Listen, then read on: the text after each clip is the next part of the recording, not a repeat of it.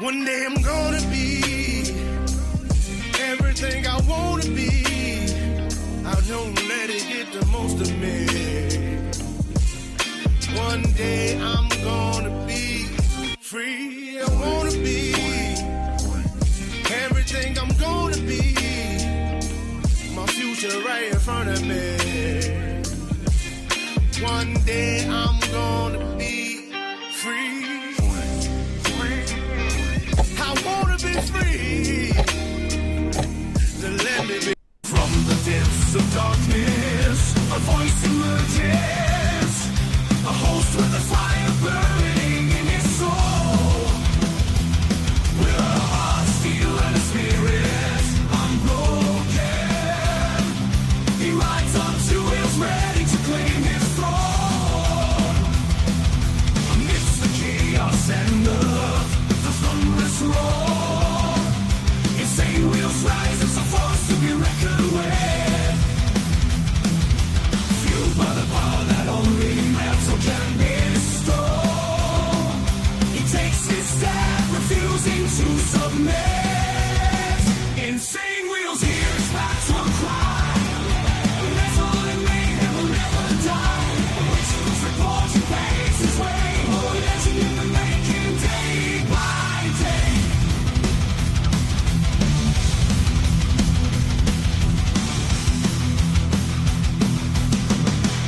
Well, we all magically are alive and doing well and swell. Great to see everyone in the chat, man. Let's go. Good morning, good evening, good afternoon, wherever the hell you guys in the world are. Much love, honor, respect, everybody. We got a huge news morning, as you guys can see, and I'm sure that lots of you guys are actually in tune with what's happening in regards to Mexico, I'm sure by now, because it's been what everyone was talking about yesterday. So the only way that you don't know anything about it is, well, let's just say you only get your news source from me. Well, you haven't heard about it yet. Now, of course, we're going to talk a little bit about it. We're not going to focus completely on that whole thing, but it is going to be a large discussion later on in the show, actually. So the way that I have this titled is Mexican cartel leader killed, and then we have Blizzard Blast Northeast, which is, it's happening pretty freaking rough. The Northeast is getting smoked.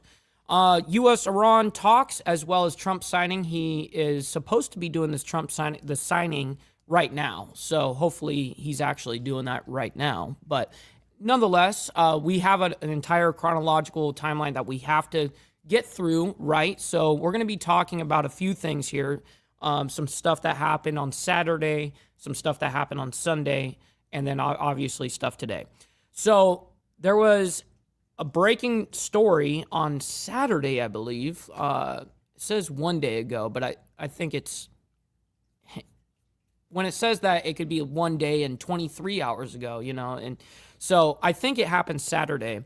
Mar-a-Lago intruder fatally shot, police say, and we have the full press briefing as well. The FBI and Secret Service give an update at Mar-a-Lago regarding that. It says security service man breached Mar-a-Lago security perimeter. Man carrying shotgun and fuel can fatally shot by agents and deputy. President Trump was not there. He was in Washington. Totally weird. So we do have on that whole case right there, investigators identify armed intruder fatally shot at Mar-a-Lago. An armed man drove into a security perimeter of Mar-a-Lago President Donald Trump's resort in Palm Beach, Florida, before being shot and killed early Sunday morning, according to a spokesperson or spokesman for the U.S. Secret Service. He was identified as a 21-year-old man from North Carolina. Bruh. What the fuck? All right. And then we've got something that happened yesterday, Sunday. Florida moves closer to eliminating property taxes, and we have that story for you guys, as well as major cities brace for 20-plus inches of snow from this historic storm that's coming in right now, which everyone's getting smoked from. We have the actual map update for that as well. And then we have Mexican tourist town erupts into war as cartel clashes with army. Foreigners warned to seek shelter. And then we have, as well as Trump holds Angel Family Day ceremony. Blizzard Blast Northeast, and let's see here. Chaos unfolds after drug lord El Mencho, killed by Mexican army. So people are thinking like, oh shit, is this the U.S. involvement? Well, there is to a certain extent. We are involved on an intelligence side of the operation. But when it comes down to like boots on the ground, I don't believe from anything that I've looked at any of these reports, there has been zero reports on boots on the ground for Americans or our army or our any type of military. We don't have them there. Now we do have intelligence that was communicating with the Mexican army, and then the Mexican army went and tried to actually, they didn't try to kill him. They actually tried to arrest him, take him. Get him in custody, and unfortunately, shit went left, and they ended up killing him. So that's what ended up happening with that. And it says we've got also a really good YouTuber that breaks down he's an analyst like myself, has a really big successful YouTube channel. I've been following him for a long time on military movements and stuff. So he kind of did a condensed little thing here for Mexico. And I'm going to show you guys that during this whole thing too. And then one of the big updates that happened today is U.S.-Iran latest nuclear talks in Geneva Thursday, Omen says. And then, of course, the historic blizzard blast northeast in the U.S. Let's see here. That is what our lineup is. So it's a big news morning, ladies and gentlemen. So listen, before we get into it, make sure you guys hit that like button. It helps out the show immensely, and it's free to do so. If you guys are brand new to the channel, this is what we do Monday through Friday, and then we've got then we have Saturday morning for members only. We have a great time. And listen, I very much appreciate you guys hitting that like button and hitting that subscribe button as well. Please consider, though, becoming a member starting only at $3.99 a month. We're making sure we're not breaking the bank out there with anybody, but check it out. This is what allows us to be on these airwaves as well as have these lights on. So I very much appreciate you guys becoming members and staying members.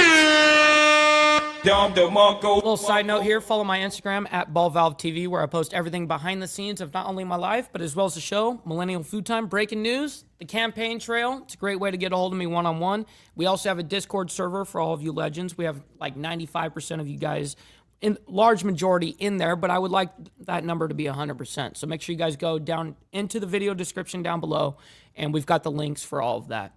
And last but not least, all super chats, super stickers, gifted memberships, and membership sign-ups are, of course, all going to be presented live and shouted out onto the show. But if you guys would like to skip that YouTube 30% brutal cut that they take from your hard-earned cash, by the way, well, then we have these platforms that you guys can donate to. They're scrolling around on the screen. And you can interject, say what you would like. And because I read out donations, I'll read it out just like a super chat. So, and I get to have 100% of the proceeds. You know what I mean? Those are good. All right, so first of all, in the very beginning here on the opening, Sterling came out and gifted a membership. I very much appreciate that, kind sir. Thank you very much for your contribution and helping not only me, but someone else in the IWF, man. I'm very honored by that.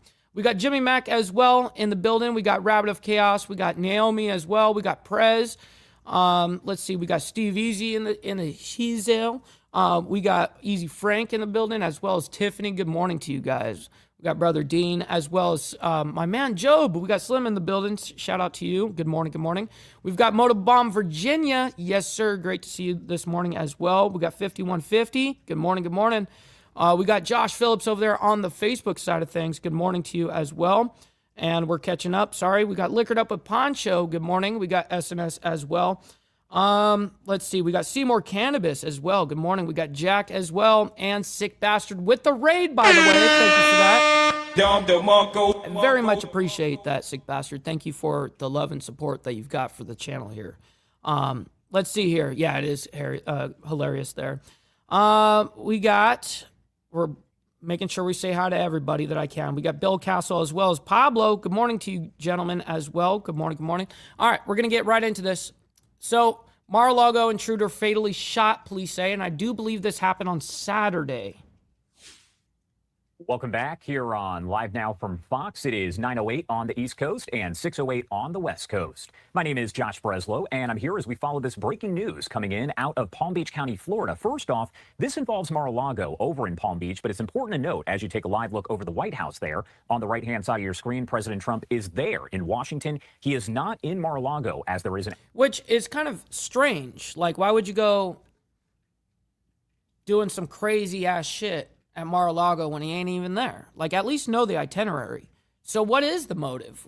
He had a gas can and a shotgun.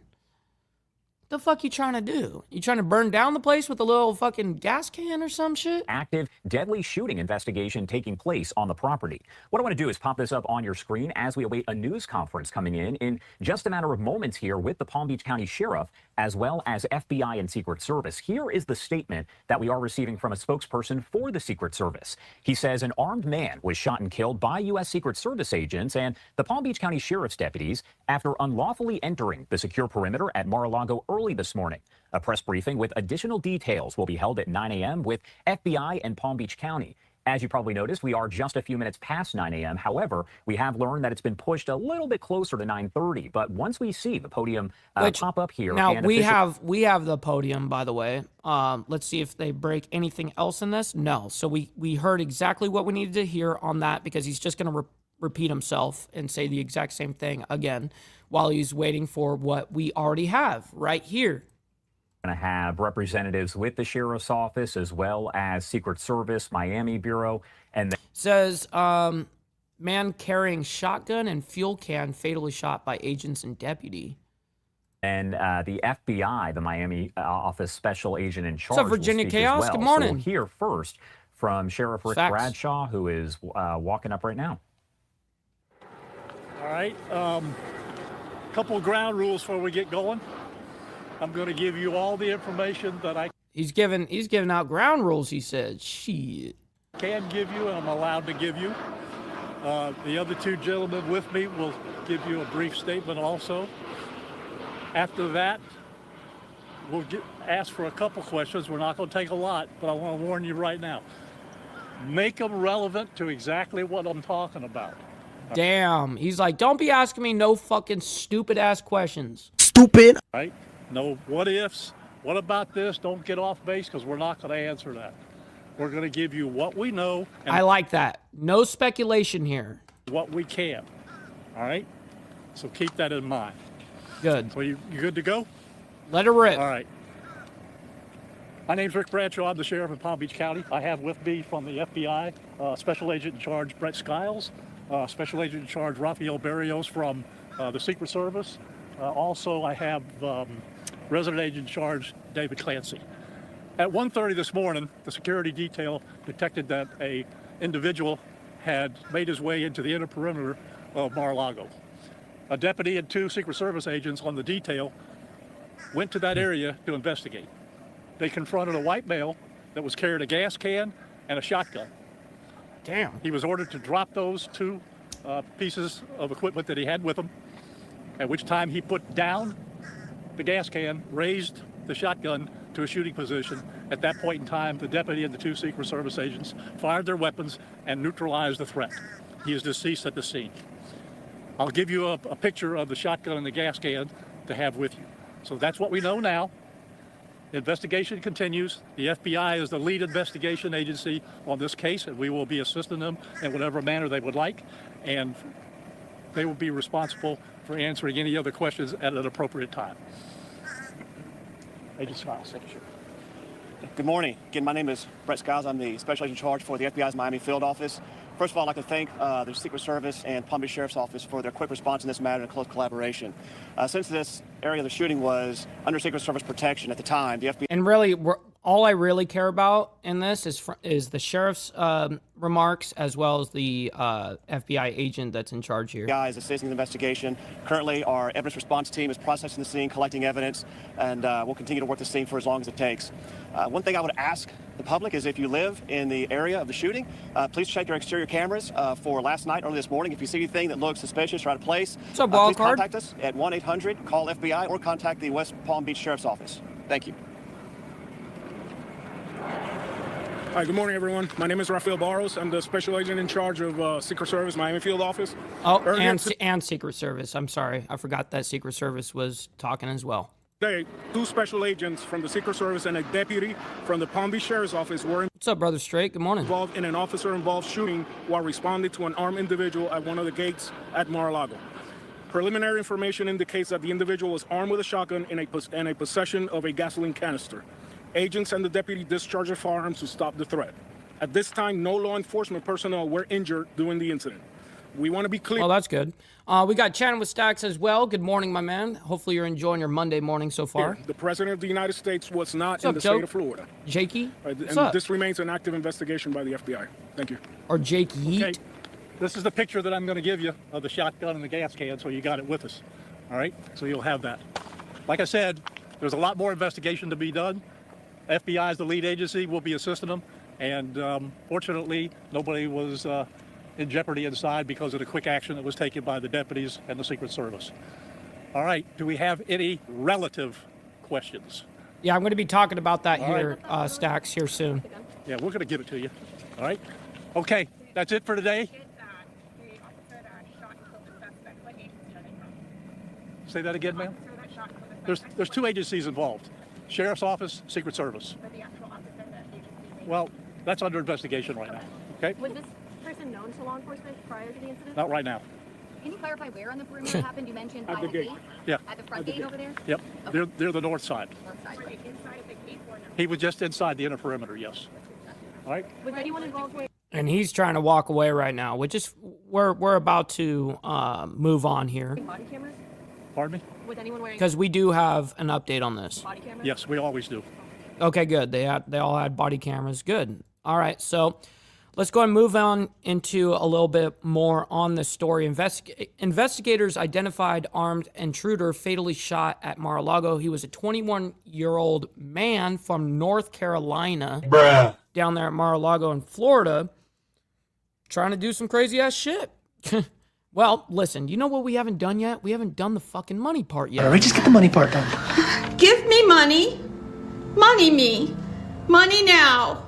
Me a money needing a lot now. True, though. Actual factuals. Denied. But I still love you guys. All right, here we go. Let me go ahead and bring this up. 3, 2, 1. We are continuing to follow some breaking news that we first brought you earlier this morning. And Ratchet, this good is morning. a social media post by the Associated Press about that breaking news, stating that an armed man was shot and killed after entering the secure perimeter at Mar-a-Lago. That is according to Secret Service. And this is a live look here of Mar-a-Lago right here as we continue to follow the very latest. According to the Associated Press, that suspect has now been identified as a 21-year-old Austin. No, the guy, I haven't heard that. I thought you were kind of memeing there, Jake. But no, not that we know of. No. Tucker Martin. And we continue to share the reaction as What's up, it Beezer? Good continues morning. to come in. This is from Attorney General Pam Bondi saying that I have been speaking with President Trump and coordinating with our federal partners throughout the morning regarding the intrusion. I very much appreciate that, Bill Castle. That's one thing that is funny about me. I get to have unmanicured, good-looking, on fleek, unnecessarily eyebrows all the time. Bruh. I don't even know why. It's just, I guess, my genetics. But I appreciate that, by the way. Shooting at Mar-a-Lago. Grateful that President Trump and our law enforcement agents are safe. Now, President Trump was not at Mar-a-Lago at the time of this incident. He is in Washington, D.C. as he continues to meet with individuals. But we are also continuing to follow the very latest developments after an armed man drove into the secure perimeter of Mar-a-Lago, which Gerald? is President Trump's resort in Palm Beach, Florida, as another vehicle was exiting. Before that man, though, was shot and killed early this morning. That's a Real quick, we got Miss Lotus coming in the chat. Very much appreciate you. Hopefully you're enjoying your morning so far. according to the Secret Service. Now, that man who has been identified is from North Carolina. And according to the Secret Service, he was carrying a gas can and a shotgun. He had been reported missing by... Which is so interesting that he did do all of that while Trump wasn't even fucking there. His family a few days ago, and investigators believed he headed south and picked up the shotgun along the way. Secret Service said a box for the weapon was discovered in the man's vehicle after the incident, which took place at around 1:30 a.m. this morning. The man identified as 21-year-old Austin Tucker Martin. That person spoke on the condition of anonymity because they were not authorized to publicly discuss the details of that investigation. President Trump has faced threats to his life before, including 2 assassination attempts during the 2024 campaign. And although President Trump often spends his weekends at the resort, he and First Lady Melania Trump... That's probably the best answer you could have given. Straight. That's great. Were at the White House when this breach occurred. After entering the north gate of the property, the man was confronted by 2 Secret Service agents as well as a Palm Beach County Sheriff's deputy.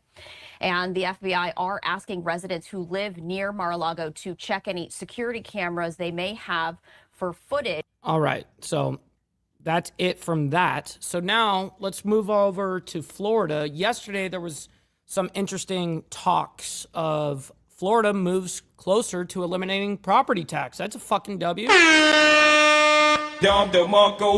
ahead and bring that up, and we'll discuss it here briefly.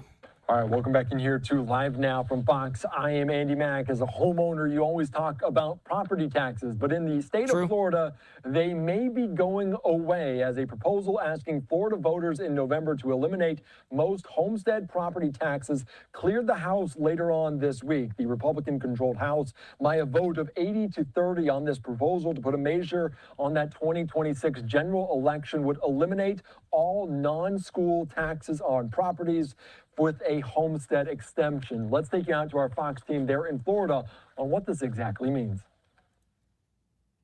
Is whether the Senate will put something forward and whether it will match what the House voted on today. What's up, Brother Dwayne? Good morning. They voted 80-30 along party lines to send an amendment to the ballot that would end property taxes starting in 2027 for homesteaded properties. That would cost local governments about $13 billion. The question for those local governments is whether they would have to cut services, raise fees, or sales taxes. The bill requires local governments to keep funding for public safety services steady. Representatives from public safety groups, though, have said that that's going to be difficult. Yeah, I was about to say the same thing, Steve. I'm like, what the fuck? I would support you. What the fuck are you talking about? Those who approve the bill say this is about saving costs for homeowners. We are the state body that's closest to the people. Floridians asked us to come up here to spend less money, to reduce the size of state budgets. And I'm so proud that for the second year in a row, we have proposed to do just that. They said that they want relief, financial relief. They need meaningful relief. We need to lead by example in this state and show that the priorities are the people, that the priorities are safer and funded communities for that safety, and that we care about the people we represent by making sure that they can afford to live. This is not a cost reduction. This is a cost shift and a further burden on our families. Damn, great to see Huggy in the chat again, bro. Welcome back. I know you've probably been super busy. But great to see you in the chat, my man. And their quality of life in the state of Florida. The Senate has not put a proposal forward yet. If and when they do, it would have to be supported by 3/5 of the senators. It goes straight to the ballot from there. It does not need to go to the governor. There will also be more lobbying from local officials who now have a specific proposal to campaign against. At one point, there were 8 possibilities. The governor has not yet made his own proposal, but he has pushed for property tax reform over the last year during press conferences. He says that he is talking with Senate leadership about their possible proposals. Evan Axelbank, Fox 35 News. All right, thank you so much for that, Evan, and we'll see what comes of it. But momentum toward removing property taxes there in the state of Florida. The House passing that, Republicans on board with it. We'll see if the senators are as well. Let's be joined right now by Florida State Representative Republican Fiona McFarland. Thank you so much for joining us here on Live Now from Fox. Real quick before she gets into it, it's so funny because we're in the chat, they're having sidebars here, talking about YouTube channels and stuff. Naomi says she could be your mean mod, Steve. And yes, and I'll be the honorary mod, just like how I have wrenches in majority of chats that I go and hang out with. And not because I'm some sort of moderator, I'm not, but I'll be a an honorary mod like you are here, Steve. She A lot about the benefits potentially for homeowners eliminating this homestead property tax. Why is it so beneficial, and potentially why did you move forward with this? we already know that the answer to that, but I'll allow her because it's an actual state representative here. Instead, if it was somebody doing an analysis of this, that's something that I really don't care about. But we actually have a Floridian state rep here. Thanks so much, Andy, for having me on. It was an exciting day on Thursday when we got to vote on this groundbreaking legislation. You know, as I look to my colleagues up in the federal government, we are so lucky to be in the state of Florida. We have a supermajority Republican House, supermajority Senate, and Ron DeSantis in the governor's mansion. What's up, Papa Penguin? Good morning. We're able to get a lot of really good conservative policy done with this united front, and we did that. We voted for the first time to eliminate homestead property. Now, you had a great segment that walked through the details of it, but we have voted to get rid of homestead property tax in the state of Florida. Homestead means it's your primary residence. You make a good faith effort that this is your home. You don't have a second home in another state or somewhere else in Florida. It is where you live. And we have voted, as long as the Senate will be our partners, and then we'll put it to the whole state to vote on in 2026, we're going to get rid of property tax. And Florida Governor... Wow. I mean, good on them for making that fucking shit happen. I mean, honestly. Pretty fucking dope. We're going to move on, though, because we have lots to get to, and we're already 26 minutes in. So we try to consolidate everything down into a single hour. We're not trying to stretch shit out. Okay, so major cities brace for 20-plus inches of snow from historic storm. Now, already, that I just wanted to say that because that's the number that they were expecting is 20-plus inches. Now, we're not even going to play that video because we're already experiencing it now. So there's no point in talking about something that's already fucking happened when we have the update, which we have. But I wanted to just say that there was 20 reported yesterday that there would be about 20-plus inches. So anyways, now we're going to go into Mexico first before we get into Iran and stuff like that. Is Mexican tourist town erupts into war as cartel clashes with army, foreigners warned to seek shelter. Now, before I play that one, I think it's best, honestly, if we just play this clip first, and then we can get into some of that kind of stuff. So I'm trying to organize this correctly here. All right, let's go ahead and do this one right. No, not that one. Sorry, chaos. That's the label of it, chaos. There it is. Okay, so this is ABC reporting this yesterday, and then we're going to talk about all of the information we know now. Was Mexico's most wanted criminal for years. Tonight, Mexican authorities say they've killed the drug kingpin known as El Mencho, the leader of the Jalisco New Generation Cartel. The response from cartels across Mexico was... Real quick, Frank, yes, she is laying down right here on this couch that unfortunately you can't see. She's on the other side of the couch on her little prop area where she sleeps. So, but she's here, she's hanging out, she's having a good time, sleeping. Swift and violent, trapping Americans and international travelers, including some of our own colleagues. What's up, Lauren? Good morning. News reporter Abigail Velez has been speaking with people stranded in Mexico all evening. She's live in our newsroom with more on this operation. Abigail? Well, Liz Jory, El Mencho was tracked to Jalisco, where Mexican special forces came under fire during this raid. Now, officials say he was shot and died while being flown to Mexico City. The Jalisco New Generation Cartel, which the Trump administration has designated a foreign terrorist organization, is considered by the DEA to be just as powerful as the Sinaloa cartel. And within hours of his death, that power was on full display as cartel members caused chaos across the region. Real quick, before it does the little scene switch there, real quick, make sure, as Brother Jimmy Mack says, hit that like button, man. I very much appreciate you guys. It goes a long way. You guys don't have to like all the craziness that's happening around the world or in our country or whatever, but you guys can like it for me and what we do here, so thank you for that. All right, back to this. Fear, I guess. The first thing was, like, you see smoke rising far away. You don't know what's happening, and, like, no, I'm not venturing out anywhere. But we did eventually get a message from the State Department saying to shelter in place. Eyewitness News producer from our sister station in the Bay Area, Juan Carlos Guerrero, is just one of several Americans stranded in Mexico after a day of civil unrest. Early Sunday, Mexican special forces killed El Mencho, the leader of the Jalisco New Generation Cartel, a man the U.S. had offered $15 million to capture. The CJ... It sounded like she said 50 million. The actual number, by the way, is 15 million. I don't know why she said it like as if it was 50. But 15 million was the bounty that the FBI had on this motherfucker. NG is considered one of the most powerful and aggressive Thank cartels you, in Rabbit. Mexico. A major trafficker of fentanyl, Good morning, Jack. cocaine, Good morning. and meth into the U.S. with a presence in all 50 states, according to the DEA. Within hours of his death, cartel members retaliated, setting vehicles on fire and blocking highways across multiple states. That's why even getting to the airport now feels risky.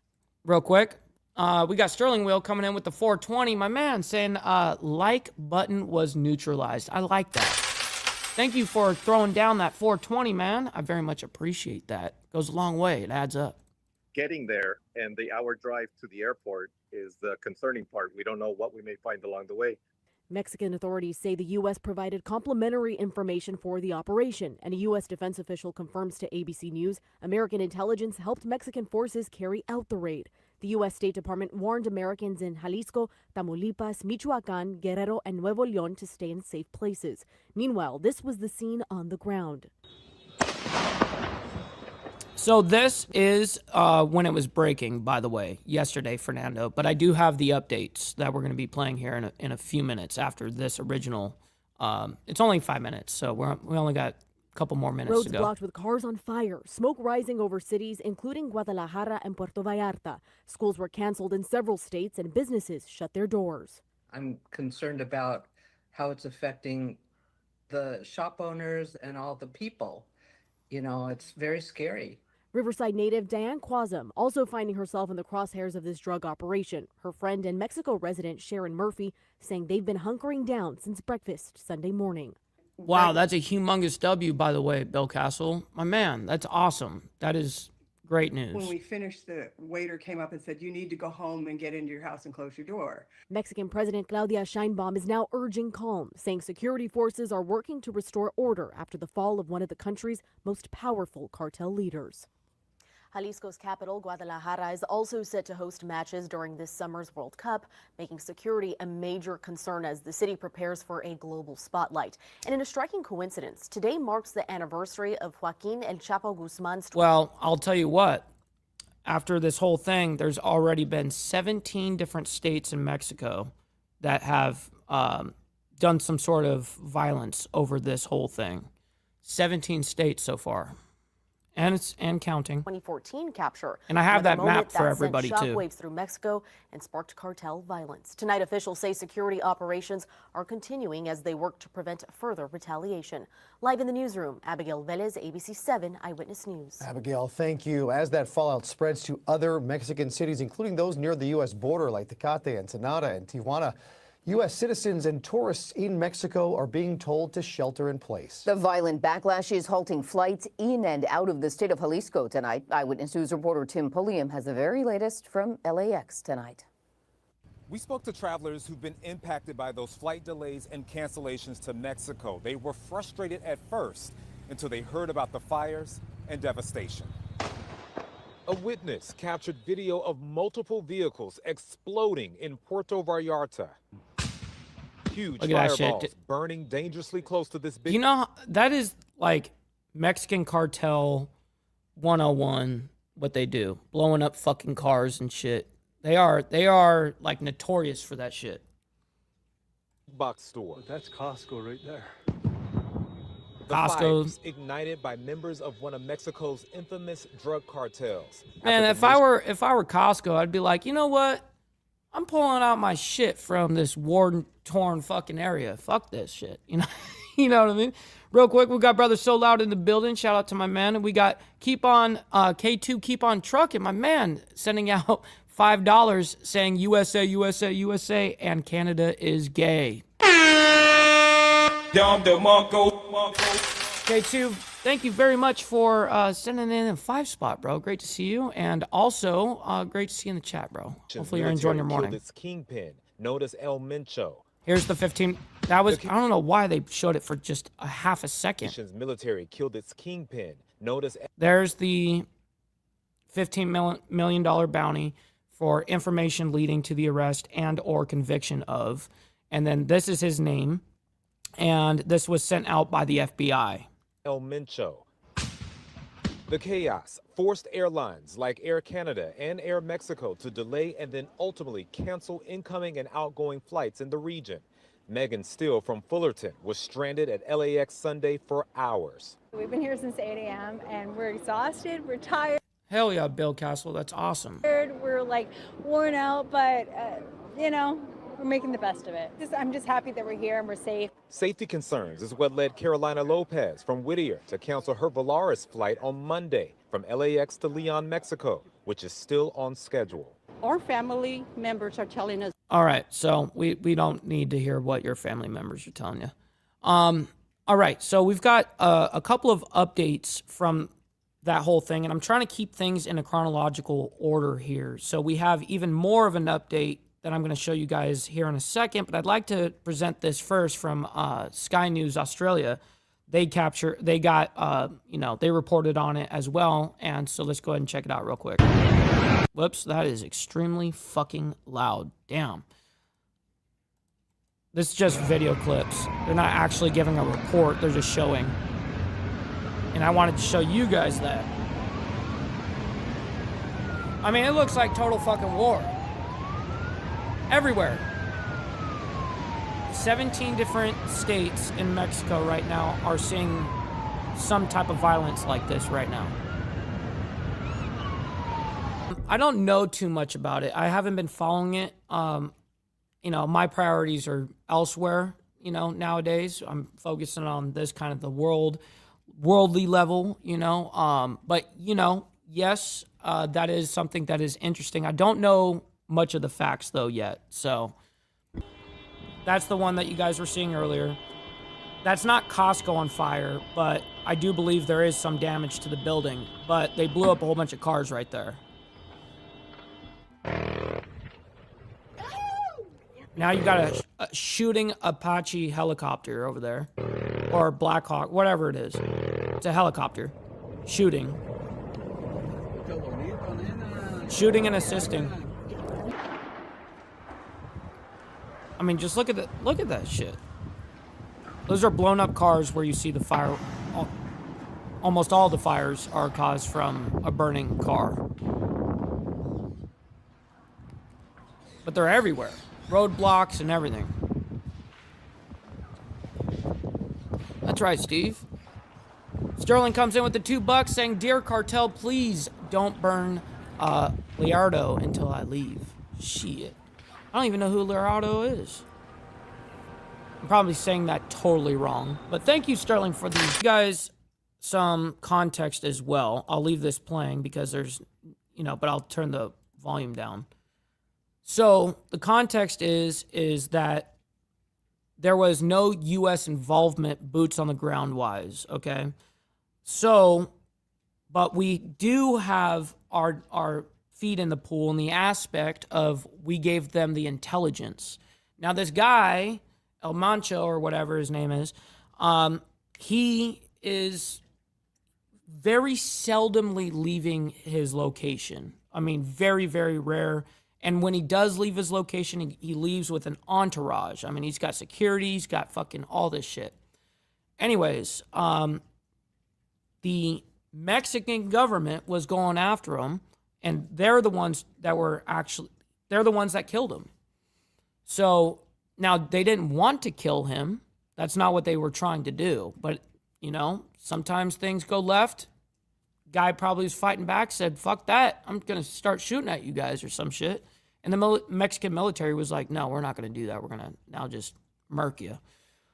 But real quick, we got Brother So Loud coming in with the $9.99 saying, "Much respect, bro." Man, I very much appreciate that. Thank you for the 10 spot, my man. That goes a long way. All right, let's see what she's saying here. It's extraordinary. Mexico's most powerful drug cartel bosses has been killed in a military operation. His name is... Well, there's, to be clear, there's multiple cartels. And there are some that are very, very powerful. some that are smaller and still very influential. So he's not the number one of the one kind of thing. He is a bad motherfucker, but just saying. Nemi Sio Oseguera, commonly known as El Mencho. He was targeted by Mexico's military in an operation in the state of Jalisco. Multiple vehicles and shops across the state have been set on fire in response to the killing of the drug lord.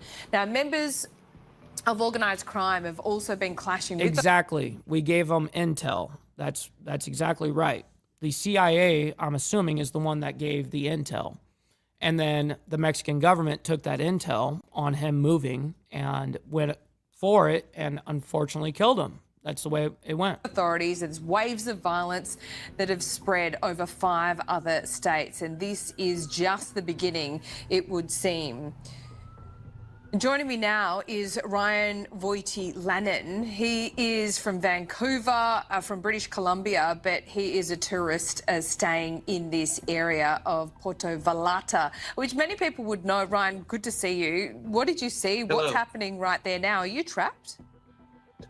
We're essentially trapped. This morning we were actually, my partner and I were supposed to be flying out of Puerto Vallarta back to Vancouver. Yeah, now you're stuck.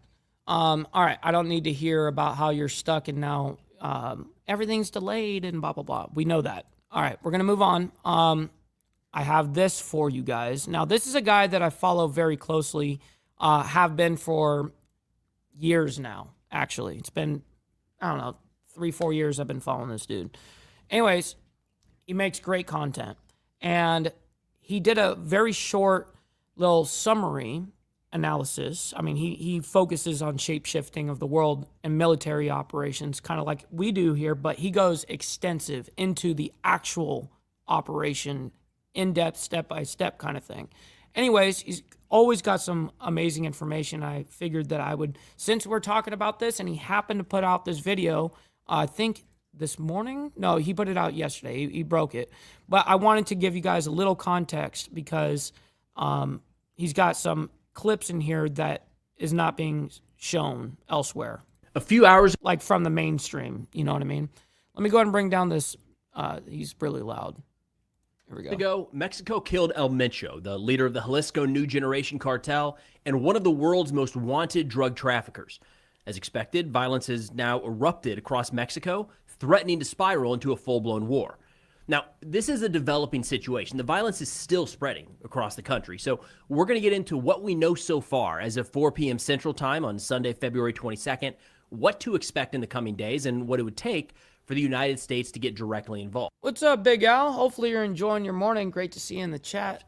On that note of U.S. involvement, my understanding now from the reporting that I've seen is that the United States provided intelligence support to the Mexican military. There have not been any official statements or any reliable sources, I should say, suggesting that the United States had any more involvement than that. No U.S. aircraft overhead. Right. And certainly no U.S. boots on the ground. That's as of reporting right now. Of course, that could change. It could absolutely change, but I have not seen that change even in this morning's reports. I haven't seen any of that change. Now, to give you an idea of how significant this operation was, the Latin Times said, quote, "The killing immediately becomes one of the most consequential blows to a major Mexican criminal organization in years, both because CJNG has been widely described as among the country's most powerful and violent groups, and because they are one of them. El Mencho has remained a fugitive despite a years-long binational manhunt that includes a U.S. State Department reward of up to $15 million for information leading to his arrest or conviction." I don't speak Spanish. I feel like El Mencho is pretty close to what it's supposed to be, but I'm sure I'm getting that wrong in some way, and I'll hear about it in the comments. But that's who we're talking about, El Mencho, the head of CJNG. The Associated Press went into a little more detail here, saying the Mexican army killed the leader of the Jalisco New Generation Cartel, El Mencho, on Sunday, decapitating what had become Mexico's most powerful cartel. They say El Mencho was wounded in an operation on Sunday to capture him in Jalisco, and he died while being flown to Mexico City. The state of the base of the cartel is known for trafficking huge quantities of fentanyl and other drugs to the United States, according to the Mexican government. They say during the operation, troops came under fire and killed 4 people. 3 more, including El Mencho, were wounded and later died. 2 were arrested, and they said that armored vehicles, rocket launchers, and other arms were seized, adding that 3 members of the armed forces were wounded and are now receiving medical treatment. Interesting numbers. As is the case, anytime something happens with the cartels, we've got some old footage popping around the internet showing off some of their armored vehicles. They are more advanced now than they were, and they have. Oh, now they're insane. I saw a video of it this morning on Instagram. It was like I couldn't even believe what they've got. I was like, damn, they've got some money. You know what I mean? A lot of them. So it would have been more surprising. Let me see if I can find that clip on Instagram at the site where El Mencho was captured / killed. And this is just something to keep in mind as the violence continues to escalate. This is so much more than, a street gang or a low-level gang. These guys have armored vehicles. They have rocket launchers. They have machine guns. They are not just they have a lot of drones, and that's going to be an interesting one to see how it plays out if this violence continues to spiral. And they're also very well trained. All right, so this is not quite force on force, like equal playing field, but it's much closer to that than it is, say, in the United States, if the U.S. military were to go after a gang somewhere in the U.S., not a fair fight. This is closer to a level playing field in a lot of ways. Now, the Associated Press added that the DEA considers the cartel to be as powerful as the Sinaloa cartel, one of Mexico's most infamous criminal groups with a presence in all 50 U.S. states. They say it is one of the main suppliers of cocaine to the U.S. market, and like the Sinaloa cartel, earns billions from the production of fentanyl and methamphetamines. So, bad dude, bad leader, or, the bad dude was a leader of a bad organization, I think, to say the least. Right? Now, in terms of the violence that's spreading, a lot of the videos that you're seeing right now is the result of CJNG attacks across the country. We don't have very much from the actual kill capture mission itself, but the burning vehicles, the roadblocks and such, that is the response from CJNG. El Huaso, a great analyst over on X, whose information will be linked in the description below. Damn, I can't find this fucking video. He is now tracking narco-related violence in 18 states. That's how quickly this me started off. to spiral. In fact, on that note, we'll put a couple different sources in the description for anybody that wants to follow this more up-to-date on Twitter or on Instagram. El Huaso is one. Stefano Rittendale over on All Source News, of course, another great one. We've got Stefano coming on tomorrow, hopefully, to do a little more deeper dive into all of this, so be sure to tune back in for that one. Now, we're seeing Now, hold on. Before he goes in any further, sorry. I'm stuck here trying to find this. I'm going to find something good for you guys real quick. But at all. Outside of the Mexican government talking about the right results here, of look that at this raid, shit. Everything else is just Roadblocks everywhere, of probably course. the best way to put it. Don't have details on military personnel killed. We know some of them have been targeted.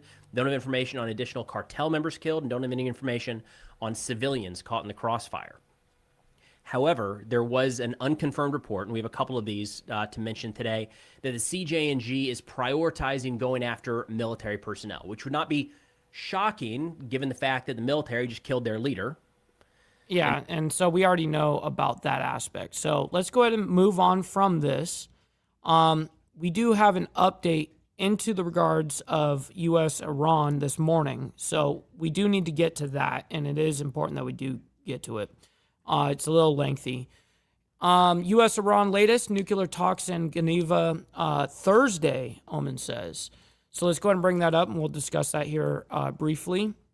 And, of course, by the way, always remember to embrace your fuck-ups. You know what I mean? You must embrace Don't beat yourself up over past mistakes.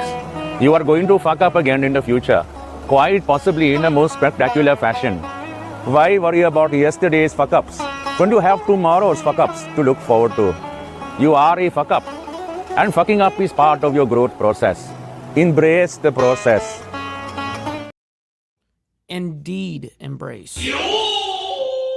All right, here we go. Our attention now to some more of these international headlines that we are following closely. As we know that later on this week, U.S. and Iranian officials are once again going to be meeting for those nuclear talks. Taking a look here at a social media post from Reuters Iran saying that Oman confirms U.S.-Iran talks in Geneva on Thursday. Oh, shit. Real quick, before we continue on too far, we got Big Al sending us $5 on the Cash App, bro, saying, have fun tomorrow at the Capitol. Yes, I very much appreciate that. That brings a good point that I need to tell you guys right here since I'm live. But thank you, Alfred. Or Big Al. Should just call you Big Al. Anyways, so I'm going to be going to the state capitol tomorrow. I'm going to be speaking on behalf of J.R. Bowling, so it's going to be a good time, but unfortunately it takes 2 hours and 15 minutes to get to the state capitol from where I live. So I need to be there by 12 o'clock tomorrow. So that means I can't do the show. I can't do the show. So, and I'm not going to be back until like evening. So it's kind of like an all day. I'm going to be leaving the house at 9 a.m. actually. It's going to be earlier than I would have even started the show. So anyways, just needed to get that out there. Thank you, Al, for the $5, bro. Foreign minister confirming those talks that Oman previously hosted the indirect talks on the Islamic Republic's nuclear program and facilitated the latest round in Geneva last week. There was no immediate comment from the Trump administration, which has built up the largest U.S. military presence in the Middle East in decades, as it pushes its longtime adversary for concessions on its nuclear program. I actually saw that, Lauren. I saw that on Instagram this morning. And more. I want to talk about all of this as we look forward to those talks. So joining us onto the program now is going to be Dr. Asaf Romarowski. He is the Executive Director of Scholars for Peace in the Middle East. Appreciate that. Dr. Romarowski, good to have you on. Man, and this motherfucker is always on point. I haven't seen him in a minute. He's usually talking about Iran or anything to do with the Middle East. He's pretty much an expert on. Motobomb, very much appreciate you, by the way. Hopefully you enjoy the rest of your day. Always appreciate you. Good morning. Thank you for having me. Of course. So a lot to get to here. Obviously, these talks have been going on for several weeks, but the president has also, President Trump, continued to suggest that limited strikes against Iran could be possible. Based off all the information that we have so far, how do you interpret the current relationship and that status between the U.S. and Iran as those talks do continue later on this week? And I'll speed it up a little bit here. So let's break it down. The fact of the matter is that we are cautiously optimistic. As you said correctly, we have one of the largest buildup in the region. We have 2 aircraft carriers in the region. There's a significant amount of air power and firepower in the region itself. And I think that there's a serious understanding that these talks will indeed fail. Iran has one of the longest records of course, lying in every possible. Well, it's not just the lying aspect, which is, of course, a thing, but not just that. The demands are unrealistic. It is unrealistic. And the United States position knows that. So ultimately, it's going to go to war. That's what's going to happen here. Juncture, they are hoping from the Iranian narrative What's up, Brother Joseph, that they up there will be in able Canada? to move along something of what happened under the Obama administration in 2015. Vis-a-vis the JCPOA, where they lied blatantly and continued their nuclear program. We know after the June war, the 12-day war, that Iran continues, and Iran has become, as close to a nuclear 90% as far as nuclear capability. That's not something the U.S. or Israel will live with. Not to mention the concern, of course, about long-term ballistic missiles, which also represent existential threat to the state of Israel. I think that they're giving it an opportunity as far as diplomatic talks go, but the way that we are set up now, they are set up very differently than they set up in June for surgical attacks over when it comes to military facilities as well as civilian facilities, depending on where they want to go with this. And let's not forget the amount of civilian casualties that we have seen coming out of Iran under this authoritarian, totalitarian regime, which has been killing its people on the streets. Yeah, by the thousands. Left and right for weeks now. So, there's that. And the amount of arrests, political arrests, are insane. There's that concern as well. And of course, the basic understanding that the war entirely with Gaza for the past 2.5 years has been part of a multi-front war with Iran. Iran has been trying to get Hezbollah, its proxy in Lebanon, to mobilize as well. So all of these are significant concerns to us and to the state of Israel and to the region at large, to all our partners, given that Iran is the largest destabilizing force in the region at large. I want to talk about some of these military assets that have been distributed across the Middle East, courtesy of the U.S. So this is a map here. It kind of shows where several of these assets are located at this time. Yep, and they're still sitting exactly where we reported on this last, which was on Friday. And I totally broke down why this is set up the way that it is, just in case if the Middle East regions don't give us the A-OK to go after Iran. Well, then we've got our European side, and this is the European bases are up here, obviously, and they could be using this aircraft carrier to get to Iran this way if the Middle East doesn't give them a go. And I want to dive deeper on these proxies that you mentioned, Dr. Asaf, because that is also a major concern. Not only are we looking at these nuclear negotiations between Iran and the U.S., but also kind of the several impacts and effects that are being had across the Middle East as a whole because of these proxies. So when we look at these military... Yes, like Naomi says, make sure you guys hit that like button. Double tap the screen if you're on the vertical side. I very much appreciate assets that are based here. What kind of deterrence have they offered throughout the last several months after they have been moved in? And what kind of change really have we seen now and going forward? Well, so the fact that we've mobilized... Oh, is he saying that he's going live? Troops to the regions and if he is, I'll rate military assets. We have 2 aircraft carriers in the region, as well as the USS Ford, including the Abraham Lincoln. All of this presence in the area should give the Iranians clear indicators that we are serious. I mean, all along and before the Trump administration, the perception by the Iranians in general, they could try to get away with any kind of diplomacy. And there's been all these attempts where basically at the end of the day, we pay billions of dollars with no return, and the Iranians get away with a pass or a pat on the back. The fact of the matter is that after June, there is seriousness that this can happen and will happen when these red lines are indeed broken. To your earlier point about the proxies, so let's be clear here. Iran has funded not only the Houthis in Yemen, also Hezbollah in Lebanon, and of course, Hamas in Gaza. These all are direct proxies of the Islamic Republic of Iran. Iran also has ties with Turkey, which of course is also in the region as well. And of course, all the enemies of the United States. Oh, I got you, Kerry. Thank you for that. As it relates to Russia and China, who've been funding the Iranians, it's all part of that larger circle. But what we have here, and based on your earlier map, you can see this significant connectivity of military assets in the region that shows that really the United States can crack down on Iran in a significant way by mobilizing assets at any given moment here.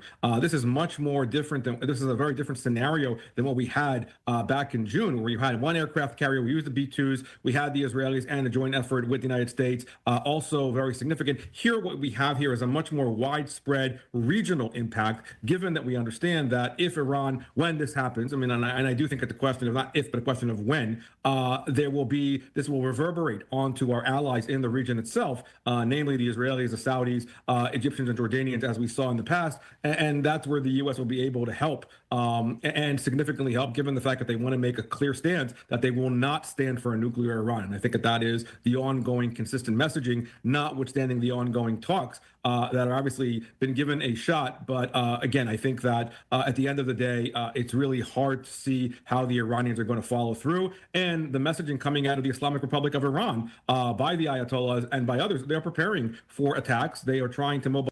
Well, I just don't see this whole negotiations going smoothly over there in Oman on Thursday, or in Geneva. I mean, by the Oman, they said it should be done by Thursday. But I really think that it's very unrealistic expectations to Iran, essentially. And so, of course, they're going to say, no, we can't do that. And then that's going to be basically the A-OK to go ahead and fuck them up.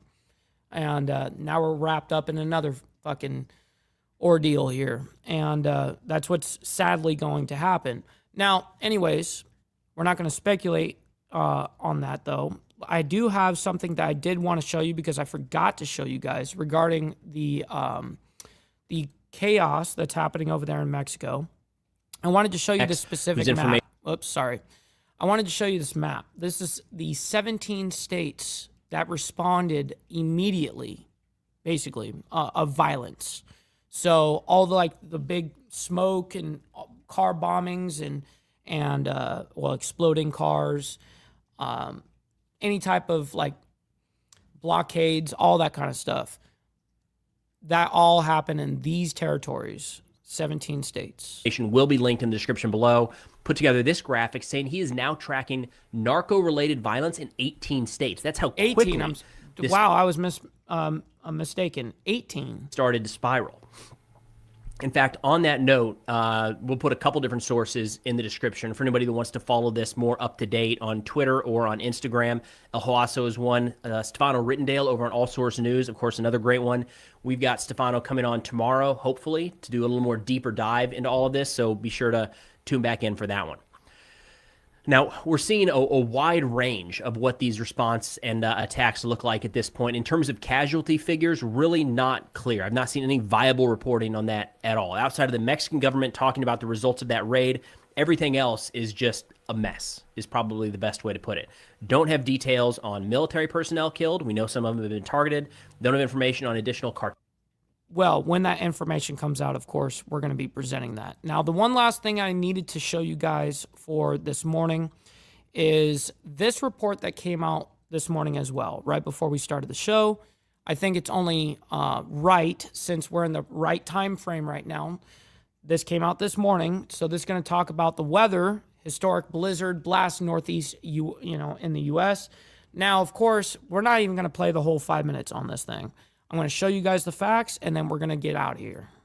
Millions of Americans are under blizzard warnings as a severe winter storm is having an impact on several cities across the northeastern part of the U.S. We do have team coverage coming up to us live now. A couple of teams there down on the ground. So we're going to be joined by Haley Fixler over in Fox 5 in New York. She is in Manhattan. But first, Greg Payne with our team at Fox 29 in Philadelphia is joining us down in New Jersey. And I got to say, I'm cold just looking at both of you. But Greg, what are we seeing from your area? I appreciate that, Jimmy. Thank you. Yeah, we're over here in Strathmere, and yes, it is cold. But I got to tell you, it's not that bad except for the wind. That is the main issue. And you can just tell how windy it is over here based on the American flag there. And I mean, where we're located at on both sides of us is water. But I mean, that shit looks like it's could even be damaged later. The wind is really the big issue here. Now, there is a lot of snow that has been coming up. It's been piling up. And to be honest, this type of snow, it's that kind of soft snow that it's honestly nice for a snowball fight. But at this point, after having dealt with snow previously in like the last 2 weeks, I know a lot. Now, this is in New Jersey, by the way. A lot of people in the area are wanting this to be absolutely gone. Now, the roadways, we have seen quite a bit of plows that have been on the major roadways on the highway. Strathmere, New Jersey is where this is coming out of. Now, we see how bad that is. Now, we're going to skip ahead here and see if we get her report. It is coming down. You know what? It doesn't look. This is New York City, by the way. Like a snow globe here, Carell, because the plows have already started to go through the streets. So now you've got some of that brown slush, but it's also a good thing. That means the plows are clearing the roadways. They're kind of making sure that they can stay on top of the accumulation because, like Greg said, in New Jersey, we are not done with the snow here. We're going to keep getting snow later today. But kids here, they are really happy because this is the first full snow day they've had since 2019. So we do expect to see a lot of kids out and about later today, taking full advantage of that. However, with some snowstorms does come some damage. So I want you to take a look at some video. This is video from Brooklyn on 39th Street between 13th and 14th Avenue. There's caution tape blocking off the front part of a building because that awning has collapsed. Cars are covered in snow. And as I mentioned, the plows have really been working round the clock to try and tackle some of the conditions. I know they were out when I headed to work at 2 o'clock this morning, and they've been on the clock since. And in Queens, the snow accumulation already causing some large branches to fall off the trees, pulling power lines down with it. Some of those branches did hit parked cars. We know that Con Ed is reporting about 33. Yes, good morning, by the way. Great to see you in the chat. Hopefully you decided to stay and hit that like button, by the way.